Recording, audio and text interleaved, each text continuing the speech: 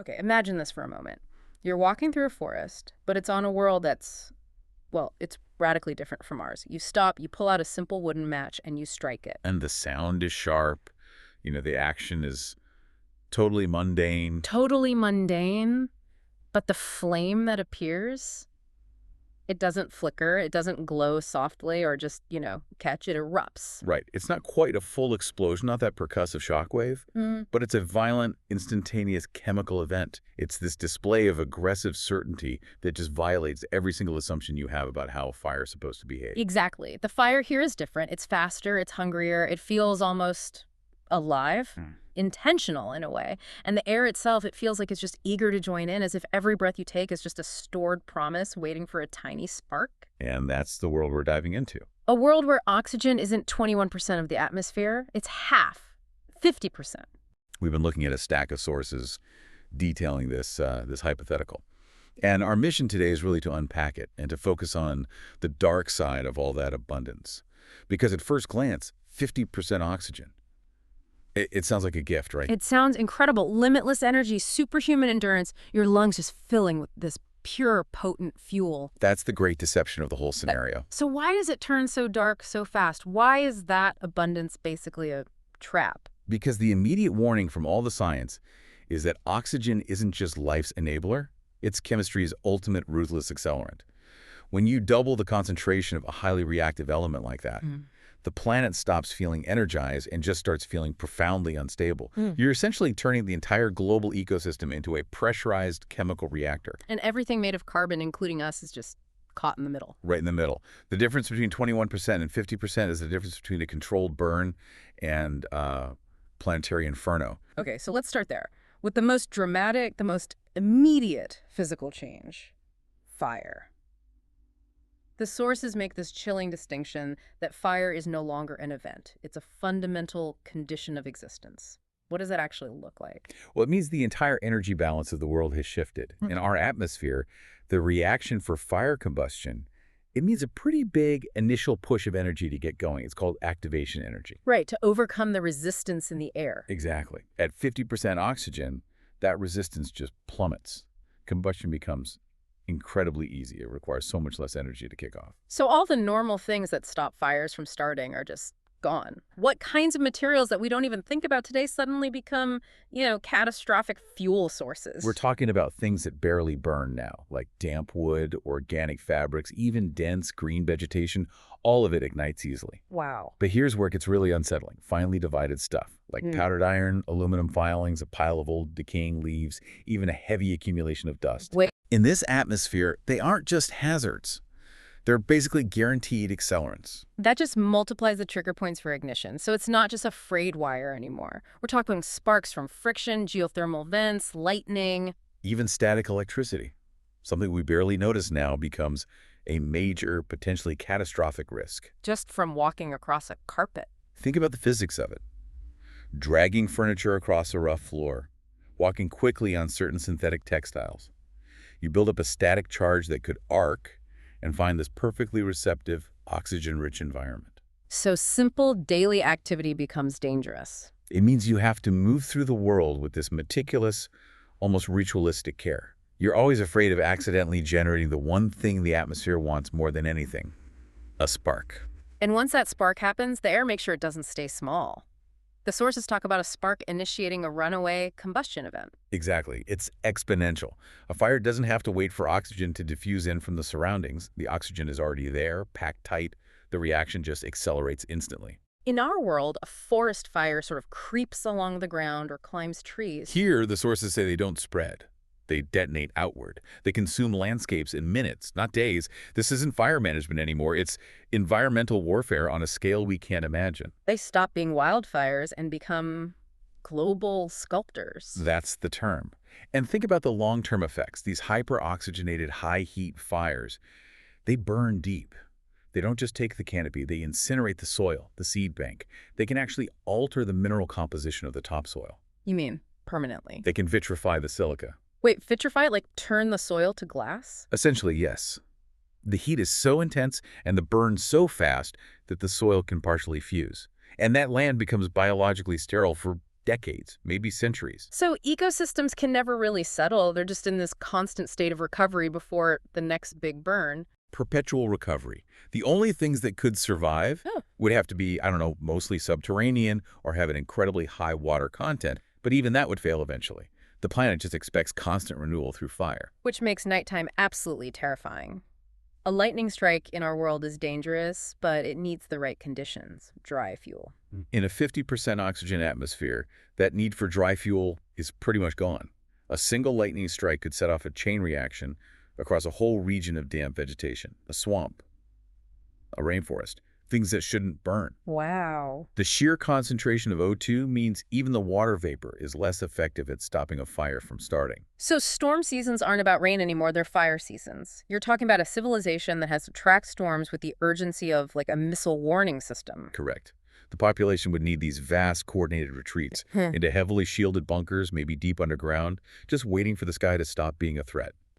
Imagine the terror of seeing a storm front approach. This forces a complete technological pivot for anyone who survives.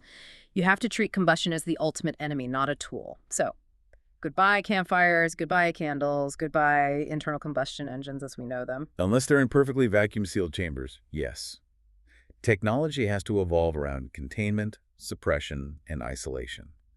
Think about the engineering just to run a simple kiln or a metal smelter. Just a basic industrial process. Any structural fatigue, any tiny leak of heat or gas, it's not a factory fire. It's a regional catastrophe. So how does a society even refine the metals it needs to build all these fireproof structures? It would have to be a totally different approach, maybe using supercooling or inert gas environments, doing the refining miles underground where you can manage the heat dissipation. But even then, the maintenance has to be perfect. A leak in a deep earth facility is almost impossible to get to. Their whole energy economy is just meticulous containment. Meticulous. Solar arrays would be vital, but they'd need these specialized non-combustible coatings to stop them from just melting or igniting under focused sunlight in that air. And architecture is completely different. Our world runs on wood, paper, plastics. In the 50% O2 world, fireproof architecture isn't a building code. It's the absolute non-negotiable baseline for survival. Organic materials are just massive liabilities. So civilization would have to favor stone, ceramics, heavily sealed metals. Things that take enormous controlled energy to change their state. It creates a very heavy, rigid, repetitive built environment. Every home is a fortress against spontaneous combustion. The design philosophy is just like mitigate chemical failure. Imagine the monotony.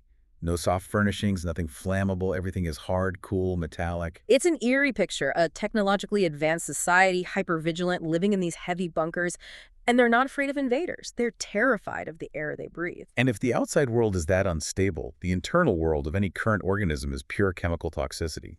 This is where the biological horror really begins. The sources are so clear on this. That first breath of pure fuel isn't exhilarating. It's the beginning of a system collapse. We're so conditioned to think of oxygen as the good guy, the giver of life.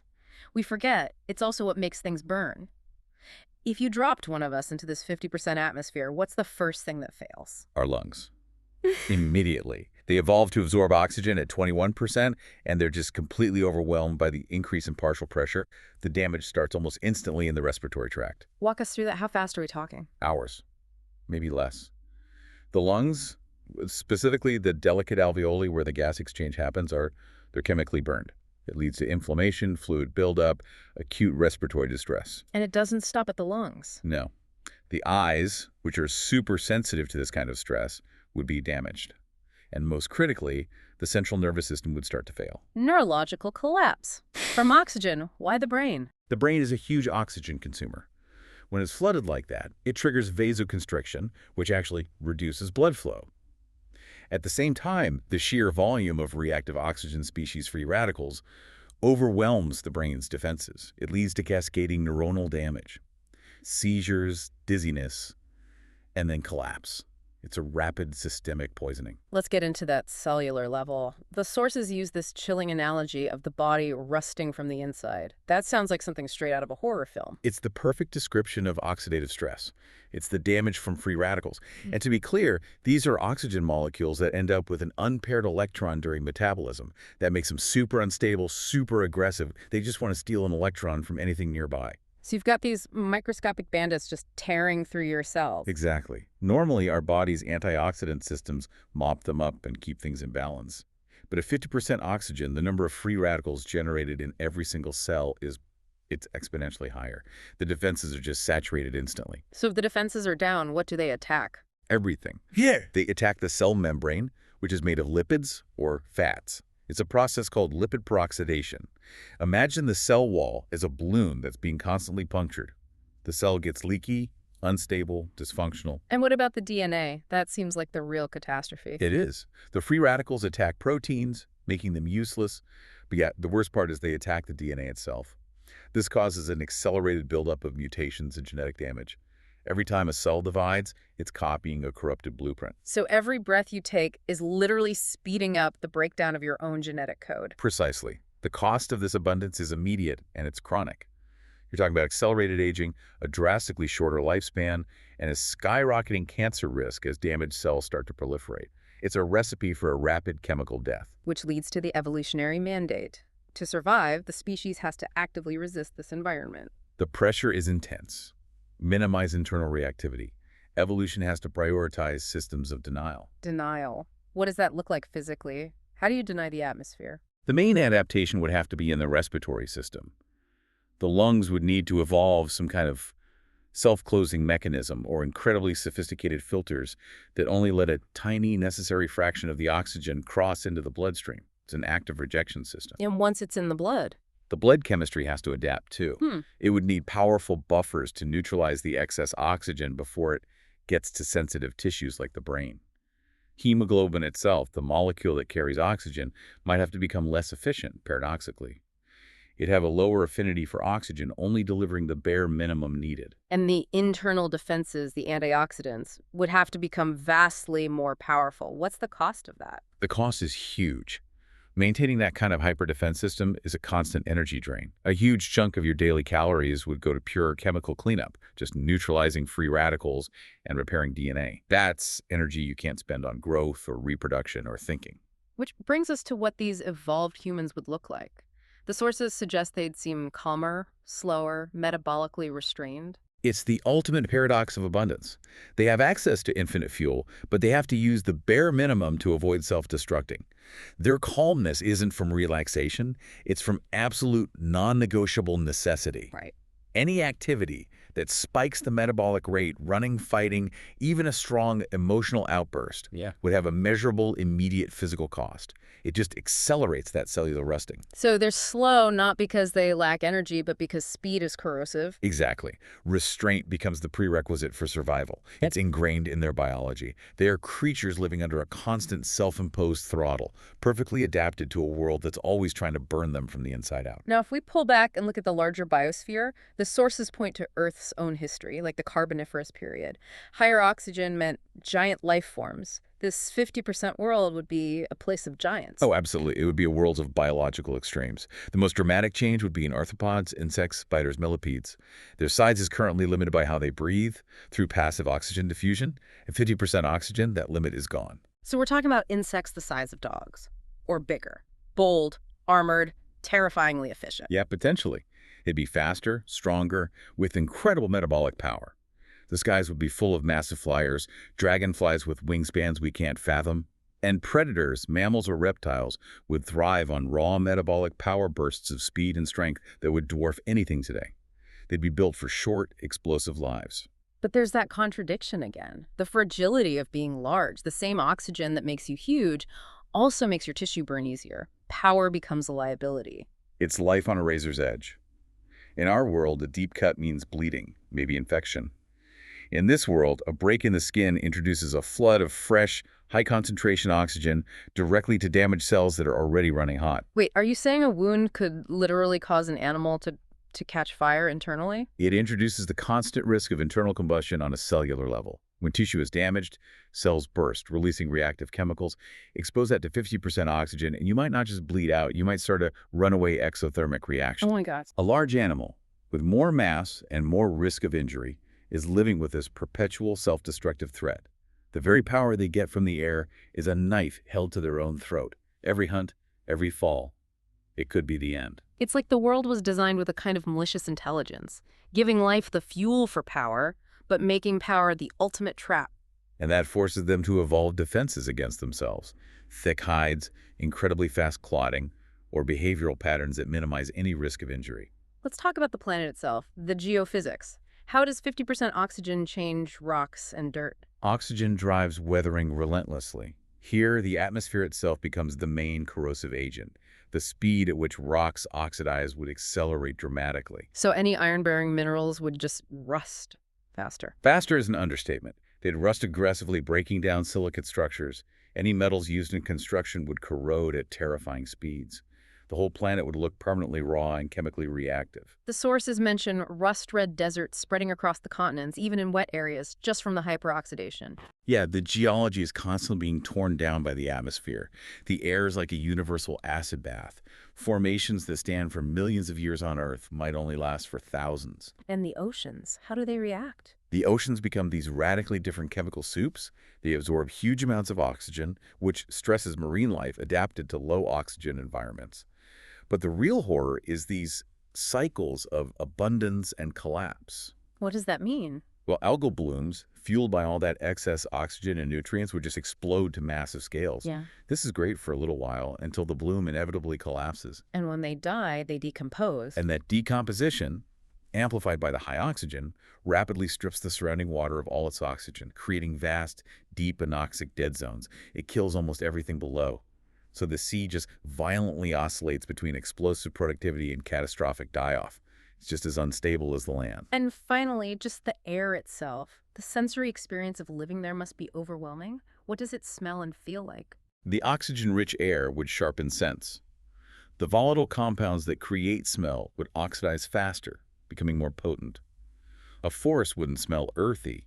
It would smell metallic, resinous, intense, like standing in a chemical lab. The sources say the air would feel electric after rain. That's likely from the highly efficient generation of ozone and other reactive compounds. Breathing deeply wouldn't just be refreshing, it would feel exhilarating and dangerous.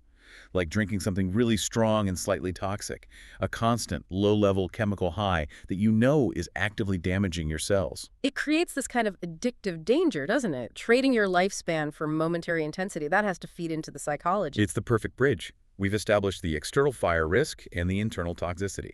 Now we have to look at the quiet, pervasive anxiety of living in a world defined by excess. How does that shape a civilization? The entire culture has to be founded on one single principle: caution. Absolute control over energy, heat, movement. So their myths, their rituals, their laws would all center obsessively around control, stillness, suppression. The social narrative isn't about achievement. It's about meticulous avoidance of mistakes.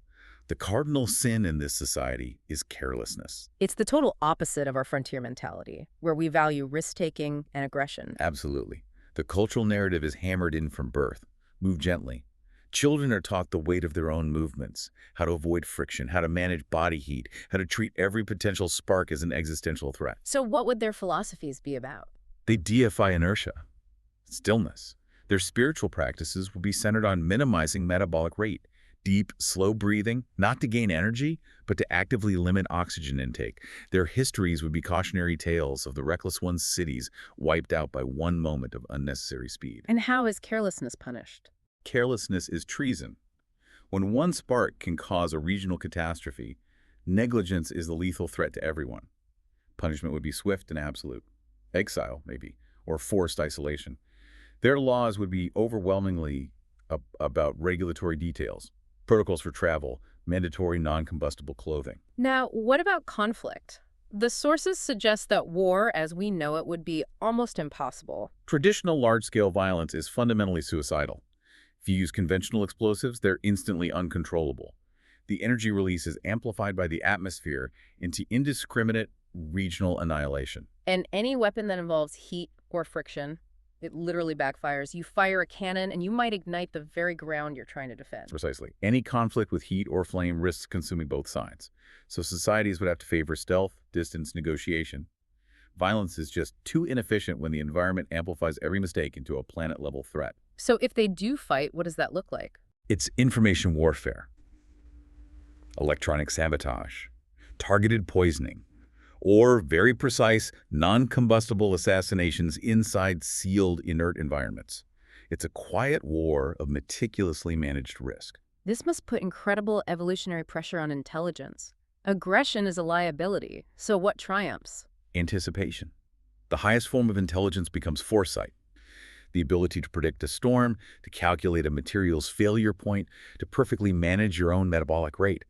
Life isn't leisurely, it's intensely focused on minimizing risk. Their minds would be wired for perpetual contingency planning. The mental load must be immense. You can never, ever relax. Every single task is governed by these life-preserving protocols. It would produce a society of highly meticulous, maybe even obsessive people, all suffering from a profound generational anxiety. And that anxiety comes from the knowledge that they're the most dangerous things in their own environment. Their bodies are fuel. Their minds are capable of the carelessness that could end it all. The pressure is constant and it's internal. So we come full circle. Civilization exists under this constant pressure, not from scarcity, but from excess. The ruling principle of their society is the fear of abundance. Too much of a good thing has become the source of all instability, both external and internal. They've survived by actively denying themselves the very power their environment offers them. And that is the definition of psychological horror. That's it right there. If we connect all this back to the bigger picture, the profound lesson here is one of fundamental balance. Oxygen at 21% isn't an accident of nature. It's the ultimate compromise. It is the perfect compromise. Between the needs of complex life, which requires that metabolic power, and the physical stability of the planet itself, 21% is just enough to power our complex brains and warm bodies, but low enough to keep the planet from constantly burning itself alive. It's just enough. It holds things back. It establishes a necessary chemical boundary. This whole deep dive, this thought experiment, it just teaches the brutal lesson that life doesn't thrive on abundance alone. It thrives on limits, on forces held just below the point of becoming uncontrollable. Our world is stable because we have just enough oxygen to thrive, but not enough to self-destruct. The stability of Earth is a delicate truce with chemistry. And in a 50% O2 world, that truce is broken.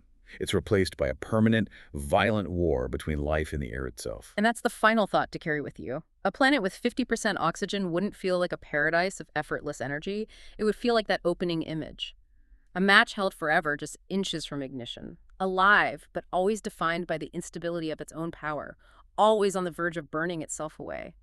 Remember that life built on excess is life defined by instability. Every breath is a stored promise waiting to ignite. That was the deep dive. We'll talk again soon.